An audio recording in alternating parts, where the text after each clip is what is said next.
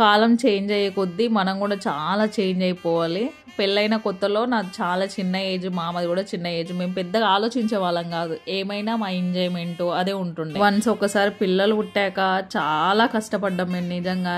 చిన్న ఏజ్లో మాకు పిల్లలు అయ్యారు. పిల్లలకు కావడమే కాకుండా మాకు 1 ఇయర్ గ్యాప్ తోటి నాకు చిన్నోడు కూడా పుట్టిండు. అప్పుడు చాలా బ్యాడ్ సిచ్యువేషన్ మాది.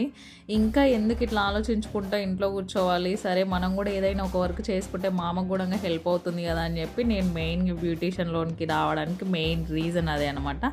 ఏంటంటే మనం ఒక స్టెప్ వేస్తే ఏంటి, లైఫ్ మొత్తం మనం అందులో సెటిల్ అయిపోవాలి. గవర్నమెంట్ జాబా, మనకంత స్టడీ లేదు, ఇప్పుడు రాదు. ఇంకా బయట ఎక్కడ జాబ్ చేసుకున్నా కానీ మనకు మ్యాక్సిమము ఒక 10,000 12,000 కంటే అస్సలు ఎక్కువ ఇయ్యరు.